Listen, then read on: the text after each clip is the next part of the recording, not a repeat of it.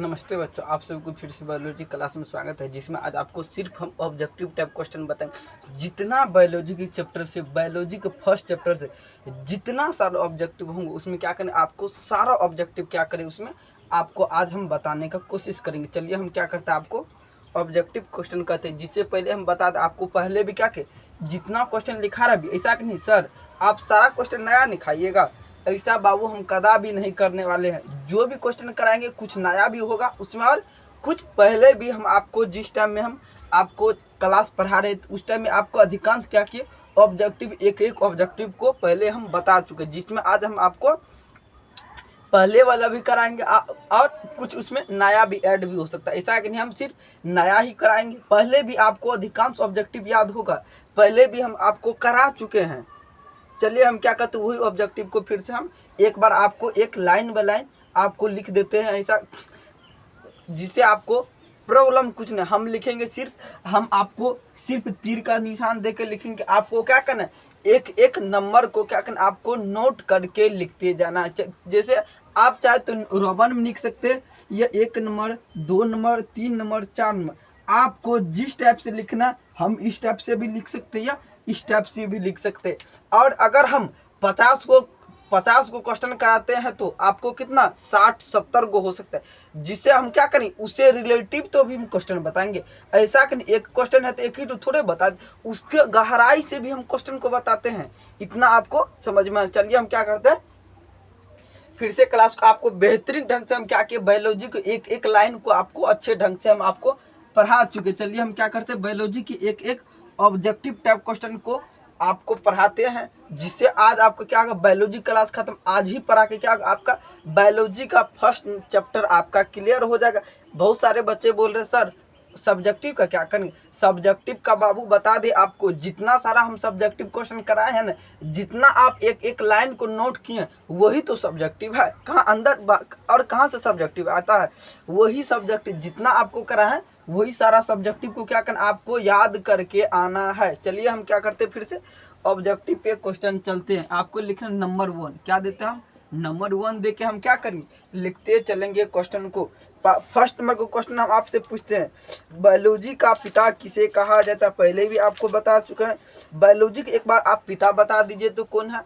First number question है, ये आपका बेसिक नॉलेज है, ऐसा कि नहीं सर एग्जाम में भी पूछा जाएगा। बायोलॉजी का पिता आपको एग्जाम में नहीं पूछा दी, ये आपका बेसिक नॉलेज होगा, इतना आपको समझ। बायोलॉजी का पिता जब भी आपसे पूछा जाएगा, ऐसा सर ऐसा क्यों आप फर्स्ट नंबर के क्वेश्चन के आप बायोलॉजी के पिता क्यों बताए, आपको बता दे जब भी कोई क्वेश्चन पूछता है ना, अगर किसी का जन्मे पता नहीं लेगा तो उसके बारे में क्या करेंगे जान के। अगर मानिए अगर मेरा पहचान ही नहीं रहेगा तो क्या होगा, आखिर में कोई चीज उत्पन्न तो हुआ है ना, आखिर में बायोलॉजी तो कोई बनाया है ना, उसी का अगर आपको याद नहीं रहेगा, जैसे आप मान लीजिए आपके पापा का पहचान पर ना आपका पहचान बना, ठीक उसी पर अगर आप बायोलॉजी का पिता का नहीं नाम याद रखते हैं तो बायोलॉजी कहाँ से, बायोलॉजी का पिता के नाम से बायोलॉजी बनेगा। ठीक उसी प्रकार पहले हम क्या करें, बायोलॉजी का पिता के नाम पे जिक्र करें क्या है। चलिए हम बायोलॉजी के पिता नंबर 1 देते, आप चाहे तो रोमन में, चलिए हम क्या कहते हैं नंबर 1 देख लिखते, नंबर 1 देकर हम लिखते चलिए नंबर 1, बायोलॉजी का पिता किसे कहा जाता है। लिखना BIOLOGY, बायोलॉजी का पिता किसे कहा जाता है। जैसे हम लिखे बायोलॉजी का पिता किसे कहा जाता है, हम बार बार यहाँ पे आपको बता दे, हम हिंदी में भी लिख सकते हैं या आपको इंग्लिश में भी लिख सकते हैं, जैसे मन करे आप वैसे लिख सकते हैं, मगर जिस टाइप से इस टाइप से लिखिएगा तो आपको बेहतरीन ढंग से समझ भी आएगा और बेहतरीन ढंग से आप याद करने में भी आपको प्रॉब्लम नहीं होगा। बायोलॉजी का पिता किसे कहा था, अरस्तु को। आप चाहे तो हिंदी में भी लिख सकते हैं या अंग्रेजी में भी लिख सकते। चलिए हम क्या कहते हैं, अरस्तु लिखते, क्या अरस्तु, क्या लिखते हैं अरस्तु, क्या लिखा अरस। बायोलॉजी का पिता जब भी आपसे पूछा जाएगा बायोलॉजी का पिता कौन होता है, अरस्तु होता है। चलिए ARISTOTLE क्या होता है, ARI क्या, चलिए हम क्या कहते हैं ARI एस टी क्या लिखा है, STOTLE, STOTLE। क्या किए हम आपको क्या बेहतरीन ढंग से इतना आपको बता दिए बायोलॉजी के पिता किसे कहा। चलिए हम क्या कहते नंबर 2 में क्वेश्चन के फिर से हम लिखते, नंबर 2 में हम आपको क्वेश्चन फिर से लिखाते हैं। क्या करते हैं, नंबर 2 में आपको अनेकों क्वेश्चन लिखा है। पित्त रस आखिर में कहाँ से, आखिर में पित्त रस कहाँ से निकलता। आपको पहले हम अगर हम क्लास पढ़ा रहे होते, अगर आपका ध्यान मेरे जहाँ पे हम लिखते हैं आपको पहले से एक फिगर बना के समझाएंगे। पित्त रस आखिर में कहाँ से निकलते हैं आपको बताना है। पित्त रस जब भी निकलता है कहाँ से, पित्ताशय पे। आप देखते होंगे पानी कहाँ से निकल, एक समझाने के लिए आपको बता रहे पानी कहाँ से निकलता है, जमीन के अंदर से ना। पित्र कहाँ से निकलेगा, पित्ताशय से। इतना आपको समझ में आ सकता है ना। चलिए हम क्या करते हैं, पित्र का सर्व है, आपको लिखना पित्र, पित्र का क्या लेंगे, पित्त रस। चलिए हम क्या देते, पित्त रस, पित्त रस का सर्वा, सर्वा है। जब भी आपसे पूछा जाएगा पित्त रस का सर्वा कहाँ से होता है, जब भी होता है तो यकृत से। क्या होता है, यकृत। यकृत को क्या बोला जाता है, एक बार कमेंट बॉक्स में बताइए तो। यकृत को क्या बोला जाता है, यकृत को कलेजा भी बोला जाता है और लीवर भी बोला जाता है। हम यहाँ पे हिंदी में लिख देते कलेजा,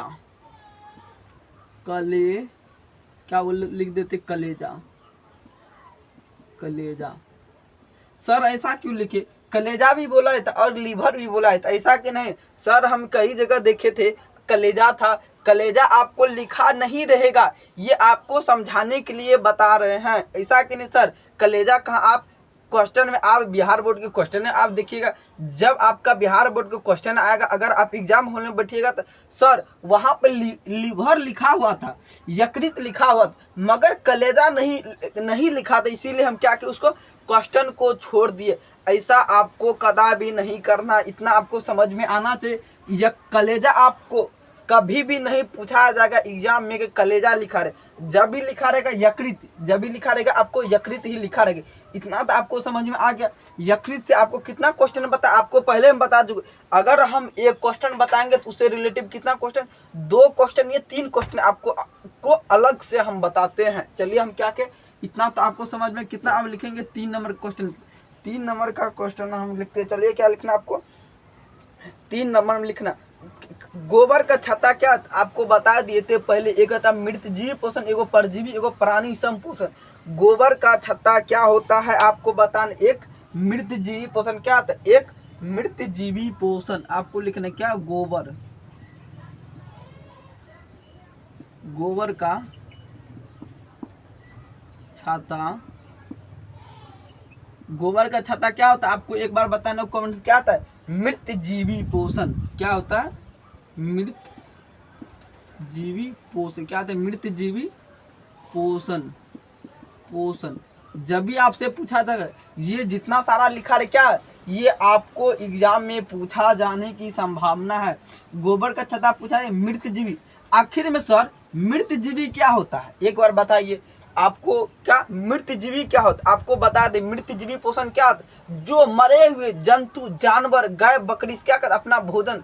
आप देखे हैं कभी भी छोटा छोटा कीड़ा रहता है, वो किसे भोजन बनता है, किसे भोजन बन, आप सोचे हैं क्या करता है, वो मरे हुए जंतु घास से क्या। आप देखे हैं, आप देखते होंगे दही पौड़ते, क्या आप घर में दूध पौड़ते होंगे, वो क्या आता है, दही बन जाता। क्या दही बन जाता, अगर आप उसे 2 से 3 रोज में छोड़ देते तो क्या उसमें छोटा आप देखिएगा तो क्या होता है, पीलू टाइप का क्या होता, घुस करते रहता, ऐसे क्या टाइप के क्या होता है, आपका पीलू हो जाता। ये अपना सोचे हैं कभी, ये क्या होता है, वह अधिक गर्मी के कारण भी होता है और अधिक दिन रखने के कारण क्या, तो उसमें जब भी आपसे पूछा जाएगा दही में कौन सा अम्ल रहता है, क्या, लैक्टिक अम्ल। ये आपको बताएंगे अम्ल, जब आपका केमिस्ट्री पढ़ाएंगे अम्ल और क्षार पढ़ाएंगे, उसमें आपको बताएंगे दही में कौन सा अम्ल रहता है, लैक्टिक अम्ल। इतना आपको समझ में आ गया, दही में कौन सा।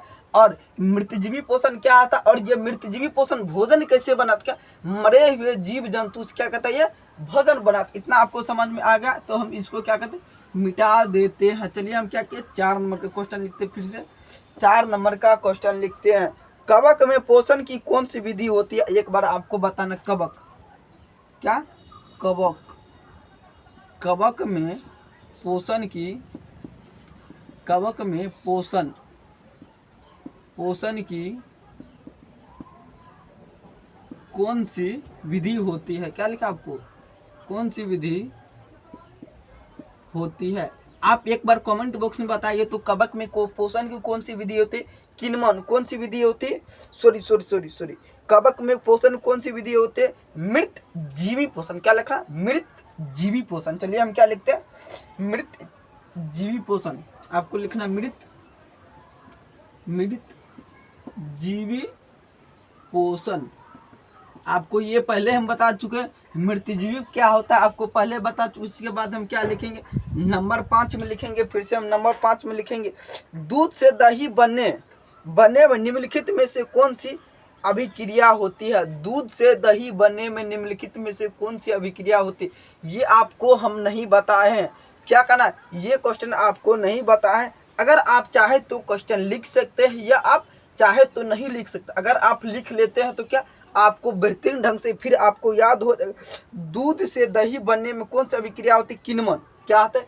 किण्वन अभिक्रिया होती है। आपको लिखना दूध से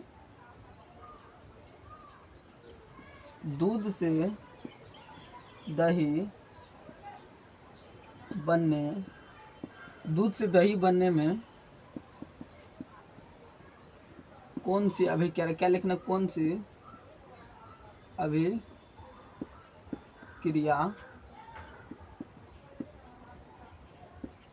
आप एक बार कमेंट बॉक्स में बताइए तो दूध से दही बनने में कौन सी अभिक्रिया होती है?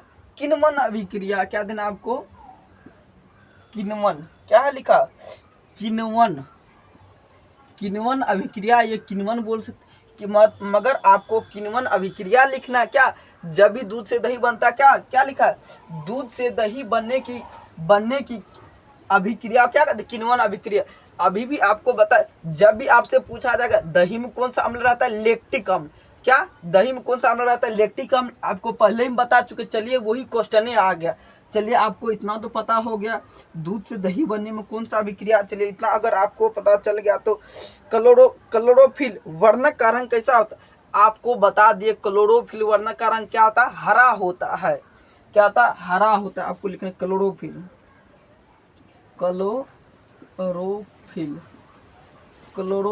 वर्णक। क्या लिखना? क्लोरोफिल वर्णक का रंग। क्लोरोफिल वर्णक का रंग होता है। क्लोरोफिल वर्णक का रंग होता है। आपसे जब भी पूछा जाए क्लोरोफिल वर्णक का रंग कैसा होता है? हरा होता है।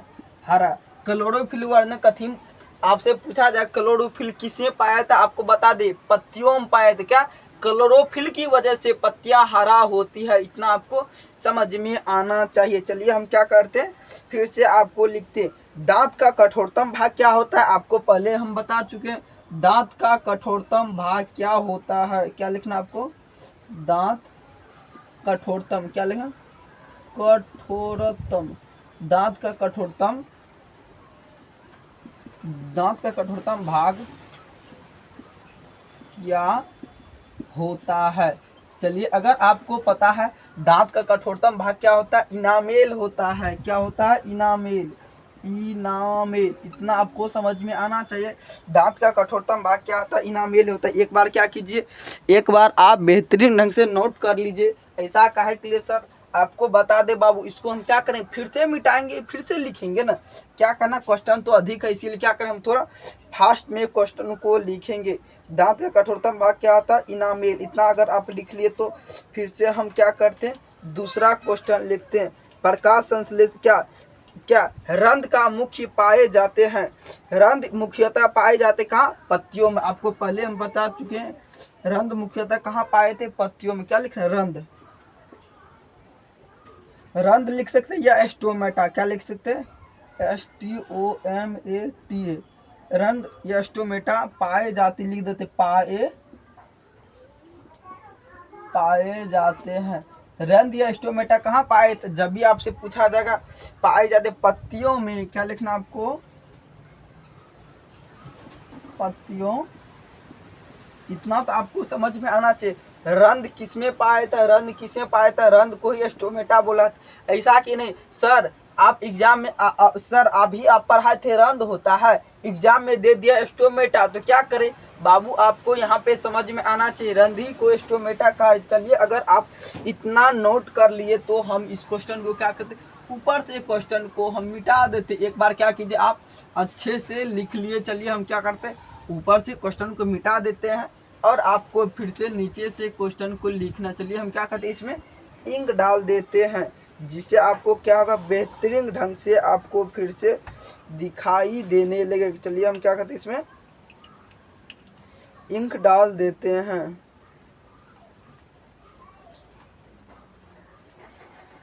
चलिए हम क्या करते हैं, इसमें इंक डालते हैं। उसके बाद क्या होगा, आपका फिर से बेहतरीन ढंग से आपको दिखाई देने लगा। इससे पहले क्या था, आपको दिखाई नहीं देता था।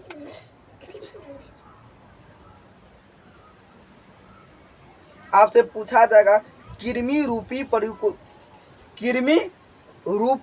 परिकोशिका किसका है, एक बार आपको बताना है। आहार नाल का किसका है, आहार नाल का कृमि रूपी किसका है, आहार नाल का कृमि रूपी परिकोशिका, कृमि रूपी क्या लिखा आपको, कृमि रूपी क्या, कृमि रूपी परिकोशिका क्या लिखना, परिकोशिका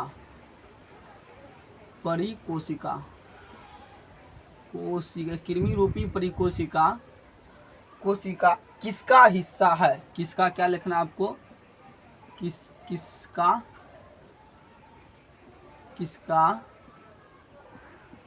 हिस्सा है। एक बार आप कमेंट बॉक्स में बता दीजिए तो कृमि रूपी परिकोशिका किसका, आहार नाल का क्या लिखना आपको,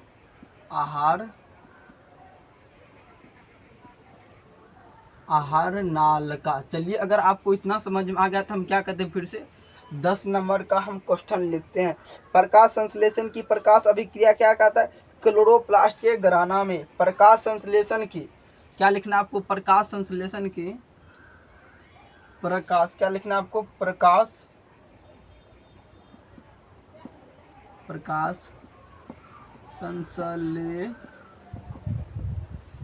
संश्लेषण की क्या लिखा, प्रकाश संश्लेषण की प्रकाश अभिक्रिया क्या लिखा है,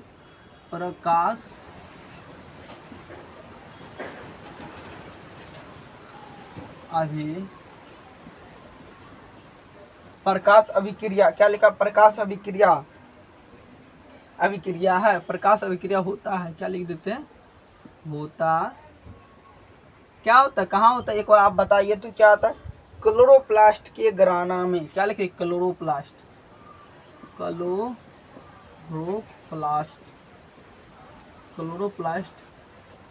के घराना में। चलिए अगर आप यहाँ तक लिख लिए तो हम क्या कहते, 11 नंबर क्वेश्चन लिखते हैं। यहाँ पर आपको लिखना फिर से, कौन सा एंजाइम वासाप क्रिया करता है, क्या लिखना आपको, लाइपेज, कौन सा एंजाइम कौन सा एंजाइम वासा, क्या लिखना आपको, वासा, क्या कौन सा एंजाइम वासा पर क्रिया करता है, वासा पर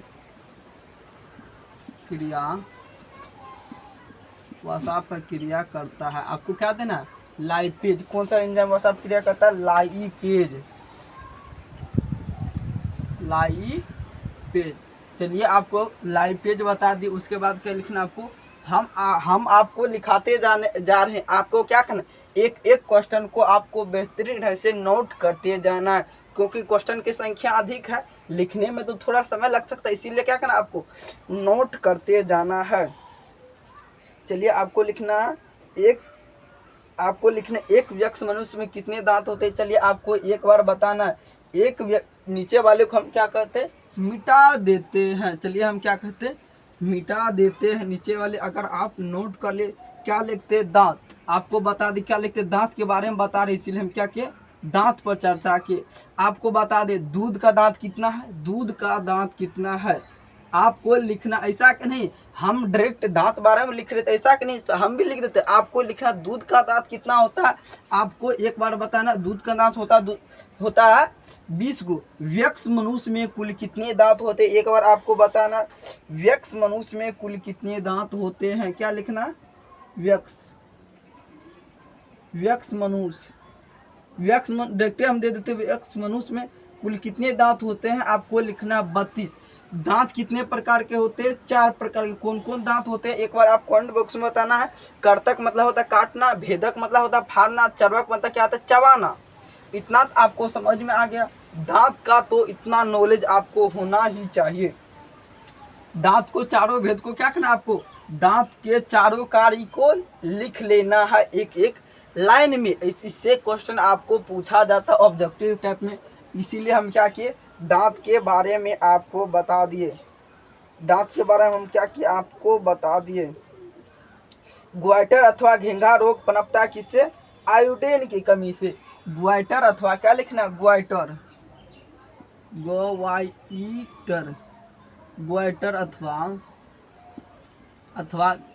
अथवा घेंघा रोग, ग्वाइटर अथवा घेंघा रोग पनपता किसकी कमी से, क्या लिखना आपको, किसकी, ग्वाइटर अथवा घेंघा रोग किसकी कमी से निकल पनपता, आयोडीन की कमी से। आपको बता दे आयोडीन की कमी से, क्या लिखना, आयोडीन की कमी से। चलिए यहाँ से आपका 2 से 3 क्वेश्चन बन सकता है। चलिए यहाँ से आयोडीन का फुल फॉर्म क्या होता है, आयोडीन। चलिए आखिर में आयोडीन होता है क्या, चलिए आपको बता दें। आयोडीन क्या है, एक नमक है, क्या आता है, नमक। क्या लिखना आपको, आयोडीन नमक होता है, क्या आता है, नमक। आयोडीन क्या, एक नमक है। इसका सूत्र कितना आता है, NaCl। जब भी आपसे पूछा जाए, अभी आपको सूत्र नहीं लिखाए हैं, जब भी हम केमिस्ट्री में चलेंगे उसमें आपको बेहतरीन ढंग से सूत्र लिखाएंगे। इसमें उतना अधिकांश सूत्र नहीं, इसीलिए जब भी आपसे पूछा जाए आयोडीन का सूत्र क्या था, आयोडीन को ही नमक बोला है। इतना आयोडीन का सूत्र क्या था, NaCl। इतना तो आपको समझ में आ गया। आयोडीन का सूत्र होता है NaCl, इतना आ गया। आयोडीन को नमक को क्या बोला था, आयोडीन, क्या बोला था, आयोडीन। अभी आपको पता होगा हम अभी कौन सा नमक खा रहे, नमक भी कई प्रकार के होते हैं, देखे होंगे। एक काला क्या आता है, एक काला नमक, एक काला नमक होता है, कई प्रकार के नमक होता है। नमक आपसे जब भी पूछा जाएगा नमक कहाँ से प्राप्त होते, नमक समुद्र से।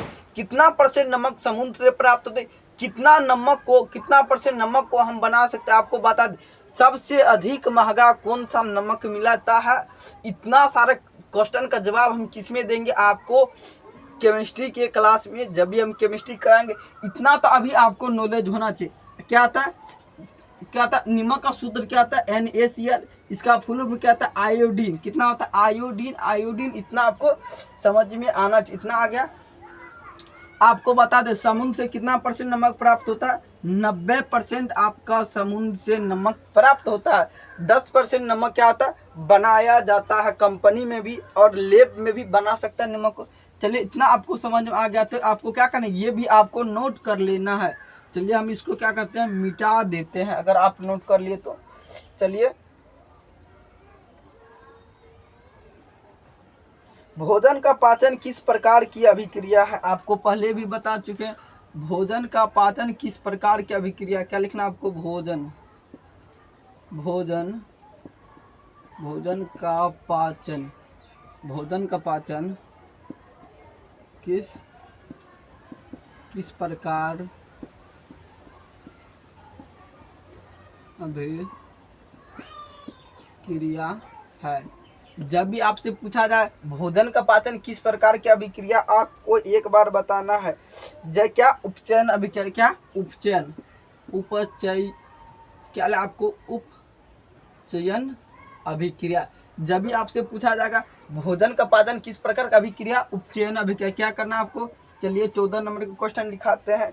14 नंबर का क्वेश्चन लिखाते आपको लिखना, जीवन की एक महत्वपूर्ण विशेषता क्या है। जीवन, क्या लिखना आपको, जीवन जीवन की एक महत्वपूर्ण क्या लिखना है, विशेषता, क्या लिखना है, महत्वपूर्ण विशेषता क्या है आपको बताना। जीवन का एक महत्वपूर्ण विशेषता क्या है, वृद्धि, क्या लिखना है आपको, वृद्धि।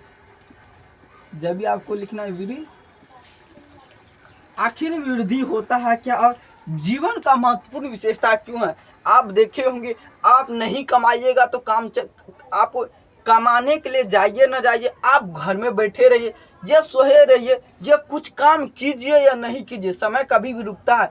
ठीक उसी प्रकार है, जीवन का एक महत्वपूर्ण विशेषता है वृद्धि करना। क्या वृद्धि करना, जो किसी के मन से नहीं चलता है, कोई चलता ऑटोमेटिक, समय भी होता क्या चलता, वो भी ऑटोमेटिक कार्य करता है। जीवन का एक महत्वपूर्ण विशेषता यही है, ये अपने मन से कार्य करता है। समय जैसे बीते जाता है उसके द्वारा क्या आता है, वृद्धि होते जाता है। चलिए आपका लिखते फिर से 15 नंबर का क्वेश्चन हम लिखते हैं। इतना तो आप स्वपोषी पोषण होता, आपको एक बार बताना, स्वपोषी पोषण होता है हरे पेड़ पौधे में। आपको पहले हम बता दें स्वपोषी, क्या लिखना आपको,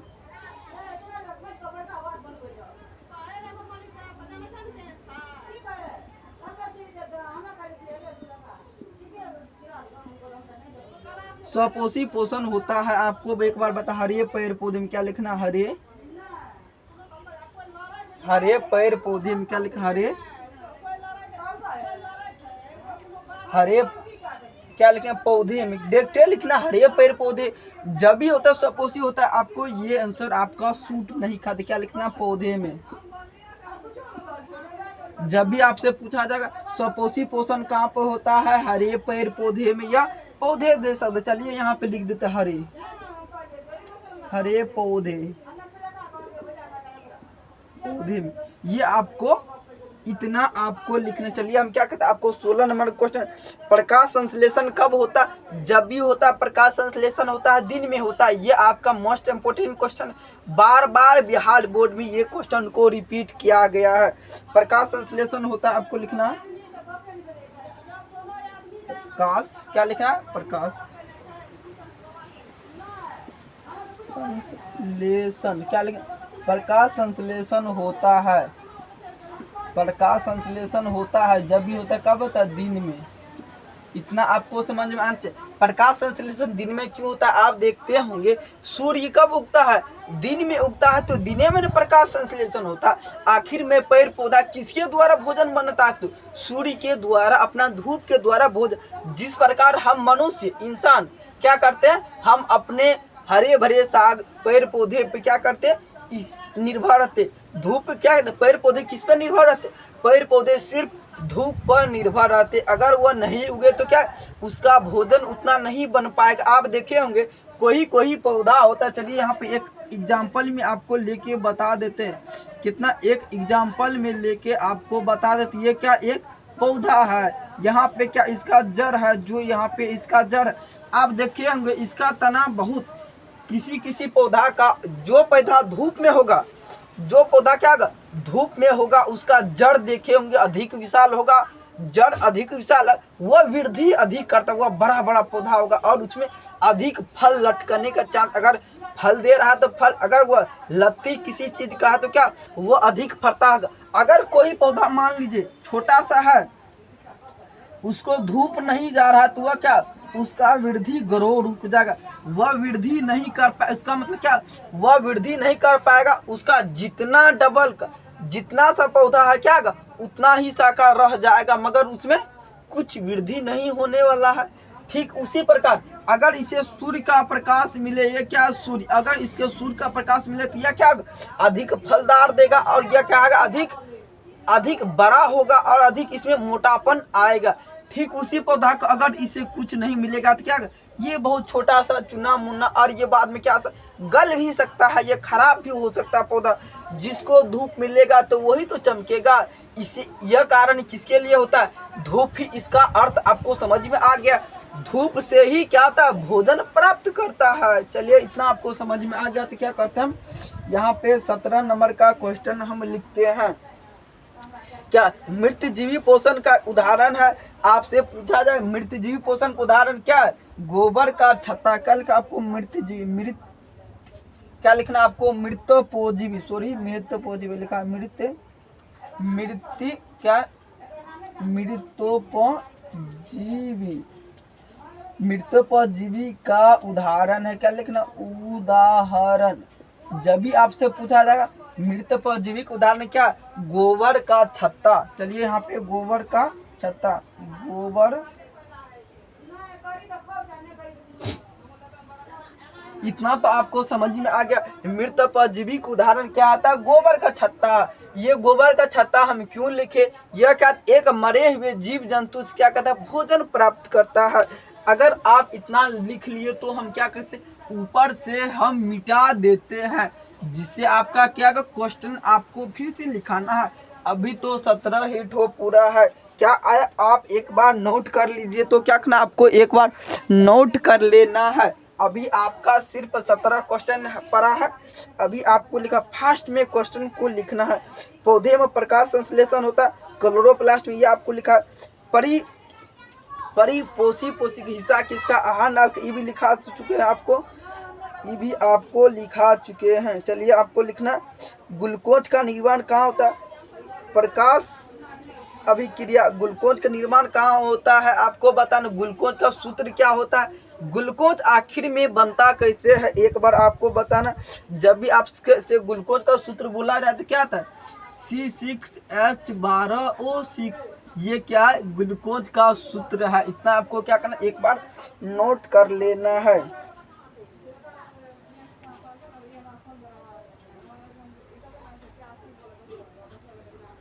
चलिए हम क्या कहते हैं, इससे रिलेटिव क्या कहते हैं, हम आपको क्वेश्चन बनाने के लिए देते हैं। चलिए क्या लिखना, आपको लिखना है, ग्लूकोज का निर्माण होता है। ग्लूकोज क्या लिखना आपको,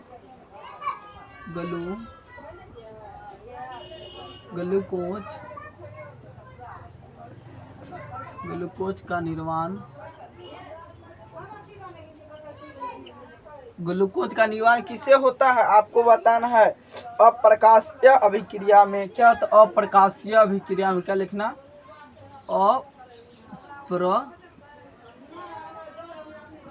अप्रकाशीय अभिक्रिया में, क्या लिखना, अप्रकाशीय अभिक्रिया में। इतना आपको क्या समझ में आना चाहिए। ग्लूकोज के निर्माण किस में होता है, अप्रकाशीय अभिक्रिया में होता है। अमाशय में अपचय भोजन लय की तरह किसके लिए होता है, अमाशय में आपको पढ़ा चुके, भोजन देखे होंगे, लय की तरह किसके कारण होता है, अमाशय में अपचय भोजन। क्या लिखना, 18-19 नंबर लिखा, अमाशय में,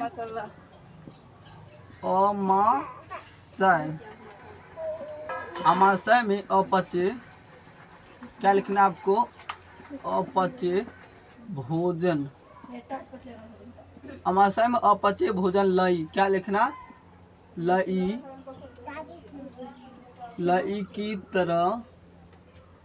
की तरह होता है। अमाशय में अपचय भोजन लय की तरह किसके कारण होता है, आपको बताना है। क्या लिखना, आपको लिखना, कायिक प्रबंध किसी के कारण से होता है, कायिम से, आपको लिखना कायिम से होता है। चलिए इतना अगर आप लिख लिए तो फिर आपको लिखाते हैं।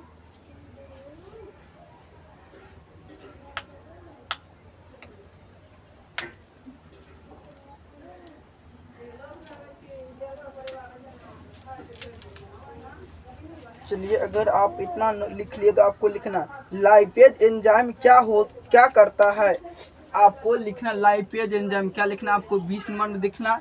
चलिए हम इसको क्या कहते हैं, लाइपेज एंजाइम क्या करता है, लाइपेज एंजाइम, लाइपेज एंजाइम क्या करता है, लाइपेज एंजाइम क्या करता है,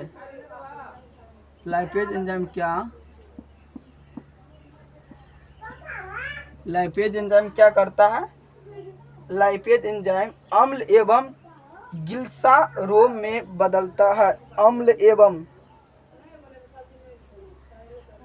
क्या लिखना, अम्ल एवं ग्लिसरॉल में बदलता है।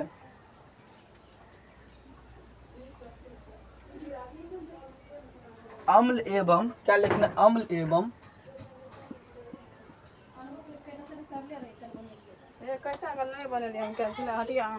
अम्ल एवं गिल्स रोल में बदल। गिल्स क्या लिखना है आपको? गिल्स रोल, गिल्स रोल में बदलता है। इतना आपको समझ में आ गया। चलिए हम क्या करते हैं, 21 नंबर का आपको फिर से हम क्वेश्चन लिखाते हैं। अगर आपको समझ में आ रहा होगा तो निराला बोर्ड चैनल को जरूर से जरूर सब्सक्राइब कीजिएगा। चलिए हम क्या करते हैं, जितना आपको अधिकांश क्वेश्चन आज हम बायोलॉजी का जितना सारा ऑब्जेक्टिव टाइप क्वेश्चन होगा आपको हम सारा क्वेश्चन क्या करेंगे, आज हम आपको कराने वाले हैं। चलिए यहाँ पे फिर से आपको क्या देना है, बायोलॉजी।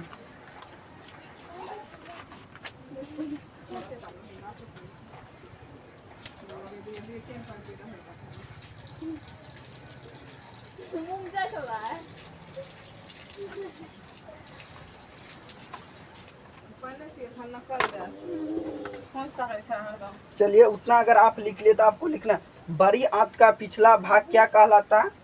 बड़ी आंत का बड़ी आंत का पिछला भाग क्या लिखना? पिछला भाग क्या कहलाता है? चलिए अगर आप इतना लिख लिए, बड़ी आंत का पिछला भाग क्या कहलाता है, आपको लिखना है मलाशय। मलाशय, मलाशय, मलाशय को क्या बोलता है? रेक्टम। क्या बोलता है? रेक्टम। चलिए हम क्या लिख देते, हिंदी में लिख देते रेक्टम। इतना तो आपको समझ में आ गया। मलाशय को क्या बोला था? रेक्टम। चलिए आपको क्या लिखना है, फिर से 22 नंबर क्वेश्चन लिखना। 22 नंबर में आपको लिखना, फुटपाथ किसमें पाया जाता है? एक बार बताना। फुटपाथ, फुटपाथ, फुटपाथ किसमें, फुटपाथ किसमें किसमें पाया जाता है? चलिए हम क्या कहते हैं, फुटपाथ जब भी आपको पाया था आपको बता दिए। क्या लिखना? अमीबा। अमीबा, अमीबा अपना भोजन किसके द्वारा पकड़ता है? एक बार आपको कमेंट बॉक्स में बताना, अमीबा भोजन किसके द्वारा पकड़ता है? फुटपाथ के द्वारा। पाचन की विधि को क्या कहते हैं? अंतर विधि। अमीबा क्या होता है? बहुकोशिकीय होता है या एक कोशिकीय होता है? अमीबा जब भी होता है आपको बता दे एक कोशिकीय होता है। यह इसमें विशेष अंग नहीं होता, इसका आकार ये निश्चित नहीं रहता।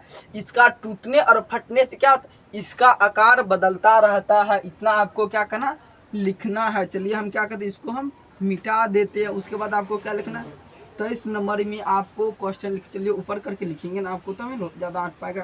क्या लिखना आपको 23 नंबर में लिखना है, आपको बताना है निम्नलिखित में से कौन सा एंजाइम लार में पाया जाता है? आपको पहले बता दिए मुंह में क्या था, लार होता है जिसमें आपको 3 ठो अम्ल पाया जाता है। पहले आपको बता दे टाइलिन क्या था, टाइलिन होता है। चलिए पहले क्वेश्चन के हिसाब से आपको क्या करें, लिखते चलेंगे।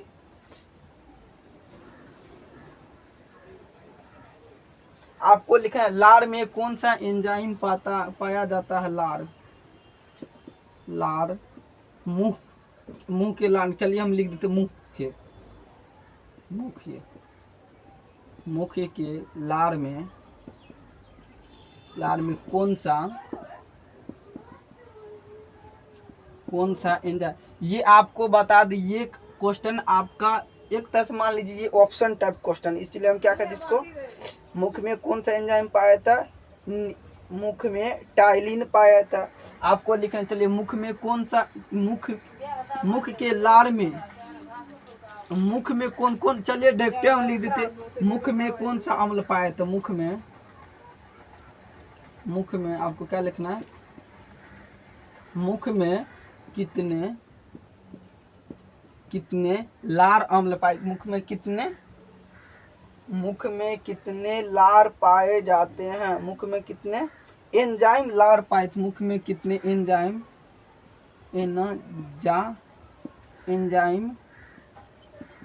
लार पाए जाते हैं? आपको बता दे मुख में कुल 3 लार पाए जाते, इतना आपको समझ में आना चाहिए। मुख में कितने लार पाए थे?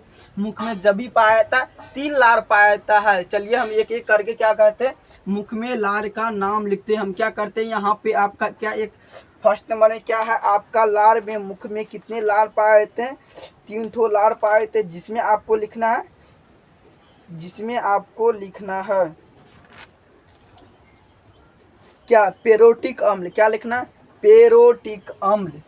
आपको फर्स्ट में लिखना है पेरोटिक अम्ल देना है। चलिए यहाँ पे नहीं हो पाएगा। चलिए यहाँ पे हम क्या करते हैं, लाइन बाय लाइन आपको पेरोटिक सॉरी बाबू, यहाँ से हम लिख देते हैं, नहीं ना टेगा। एक नंबर में लेना पेरोटिक अम्ल क्या है, एक पेरोटिक अम्ल है। दूसरा आपको फिर से बताना, दूसरा अम्ल क्या है, सबमिड्यूबल लार ग्रंथि, सबमेडुबुलर क्या लिखा है,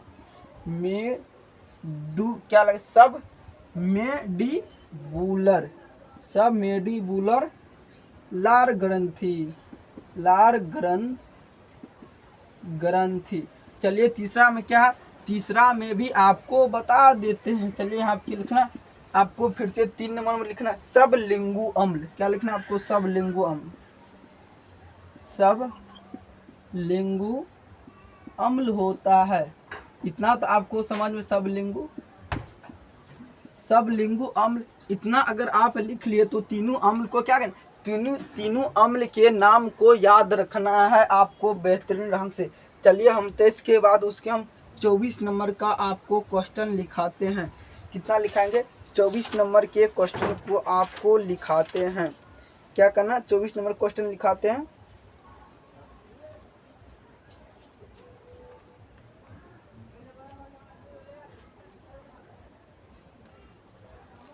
आपसे जब भी पूछा जाए आपको एक क्वेश्चन बताना, अम्ल का मान कितना होता है, अम्ल का मान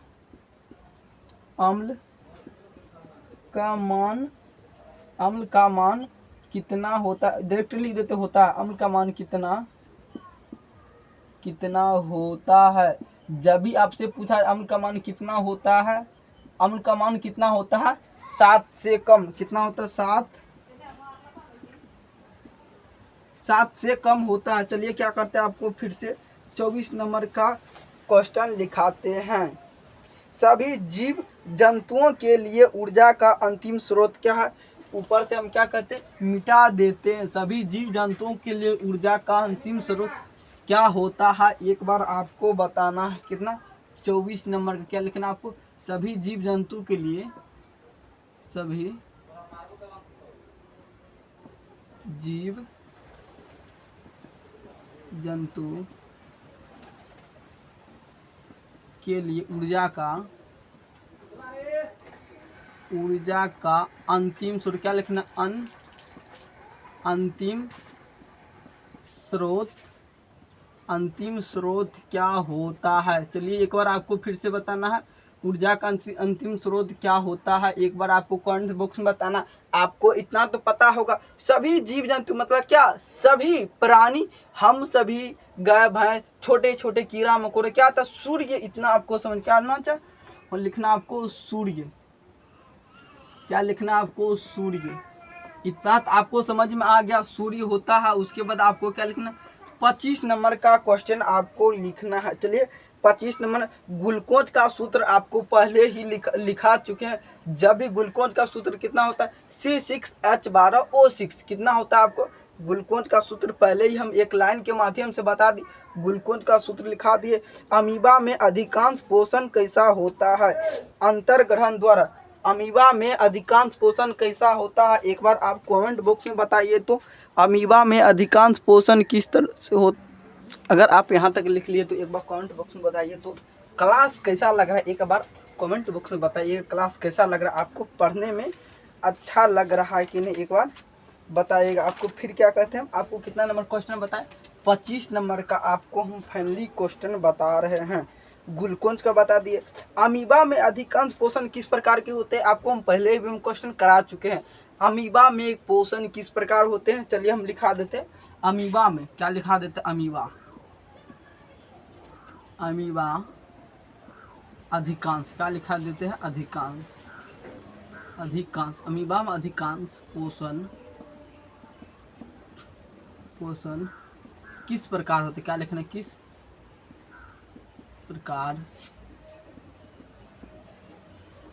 प्रकार होता है आपको बताना। एक बार हम पहले भी आपको पहले में बता चुके हैं, अंतर्ग्रहण द्वारा। क्या होता है, अंतर्ग्रहण द्वारा, अंतर्ग्रहण द्वारा। इतना तो आपको समझ में आ गया। अमीबा में पोषण किस प्रकार होता है, अंतर्ग्रहण द्वारा। आपको क्या करते, फिर से लिखाते हैं। आपको पता है किसकी उपस्थिति कारण पौधा हरा होता है, क्लोरोप्लास्ट। किसके उपस्थिति के कारण, क्लोरोप्लास्ट के कारण। चलिए हम क्या करते हैं, ये क्वेश्चन भी आपको लिखाते हैं। कितना, 26 में। किसकी उपस्थिति कारण, किसकी उपस्थिति कारण, किसकी उपस्थिति के कारण पौधा हरा भरा होता है। क्या लिख देते हैं, हरा भरा होता है, हरा भरा रहता है, हरा भरा रहता है। चलिए हम क्या, इतना अगर आप लिख लिए तो क्या लिखना आपको, क्लोरोप्लास्ट, क्लोरोप्लास्ट। इतना तो आपको समझ में, क्लोरोप्लास्ट आप लिख लिए तो चलिए हम क्या कहते हैं आपको, आपका क्वेश्चन अधिकांश क्वेश्चन, इसीलिए हम क्या कहते हैं आपको फास्ट में लिखाते चलते हैं। आपको हाइड्रा में क्या पाया था आपको लिखना, हाइड्रा क्या आपको लिखना, 26 नंबर क्वेश्चन, 27 हाइड्रा, हाइड्रा में क्या पाया जाता है। चलिए आपको पता है हाइड्रा में क्या पाया जाता है, चलिए हम आपको लिखाते हैं। क्या पाया जाता है, सपर्श, आपको लिखना है सपर्शक। इतना अगर आप लिख लिए तो क्या लिखाते हैं आपको, 28 नंबर। आपको क्या करते, फिर से आपको क्वेश्चन लिखाते कि 28 नंबर में कितना लिखाते हैं आपको, 28 नंबर का क्वेश्चन आपको हम लिखा रहे हैं। आपको लिखना जिस टाइप से, अगर आप इतना लिखे, सपोसी होता है क्या, हरे पौधे,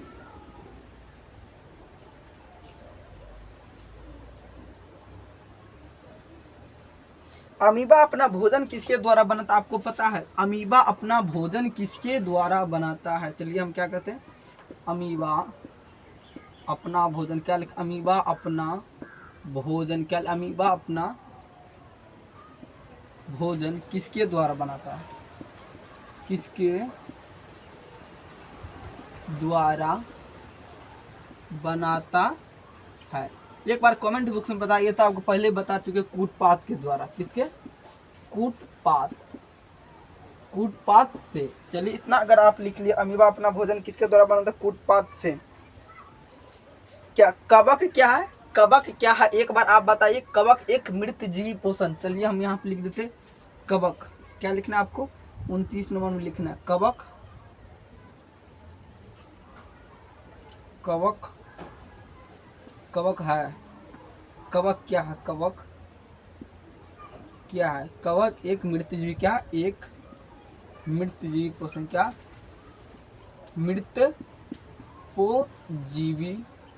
मृतपोजीवी पोषण, क्या, कवक का एक मृतजीवी पोषण। चलिए 28 का आपको क्या लिखना, फिर से आपको क्वेश्चन 30 नंबर का लिखना है। क्या लिखना, 30 नंबर में लिखना,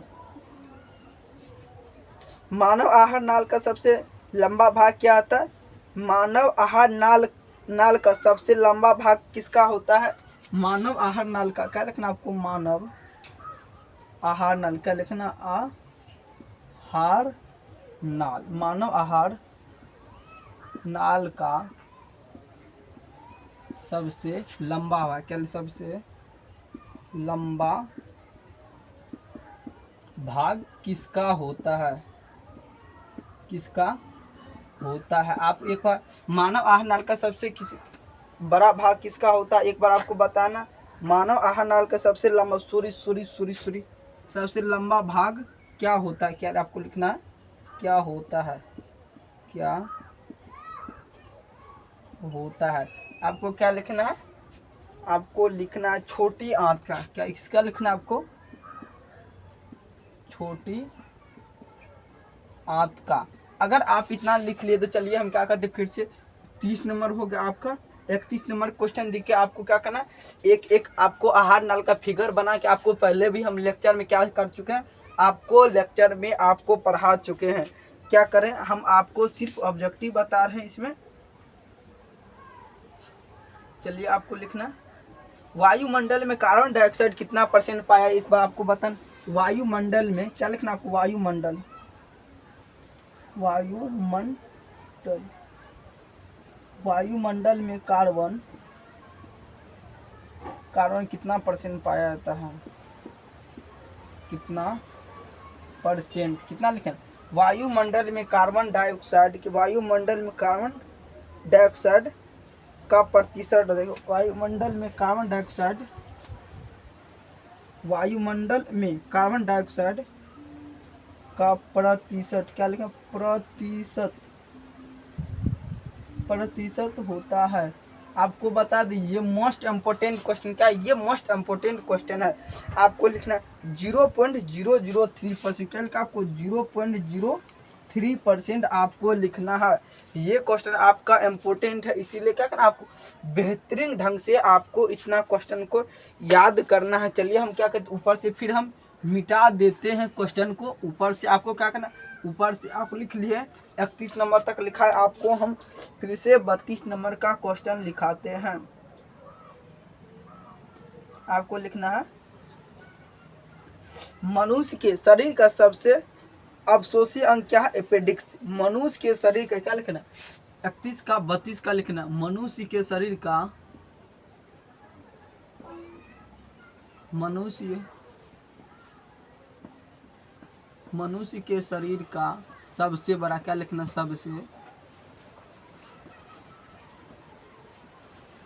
सबसे बड़ा अवशोषी अंग, क्या देना, मनुष्य के शरीर के सबसे बड़ा, क्या लिखना, सबसे बड़ा अवशोषी अंग, सबसे बड़ा अवशोषी अंग, अवशोषी अंग क्या होता है, क्या होता है। एक बार आप कमेंट बॉक्स में बताना कि एपेडिक्स क्या होता है, एपेडिक्स क्या लिखना आपको, एपेडिक्स। चलिए हम आपको फिर से लिखाते हैं, कहाँ गया क्वेश्चन, कहाँ गया, अपेडिक्स, चलिए हम यहाँ पे आपको लिख देते हैं, वहाँ पे आपको दिखाई नहीं देता, अपेडिक्स।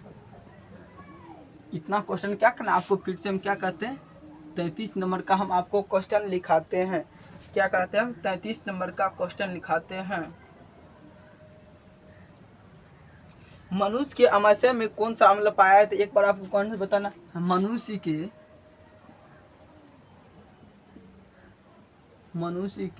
अमाशय, क्या लिखना,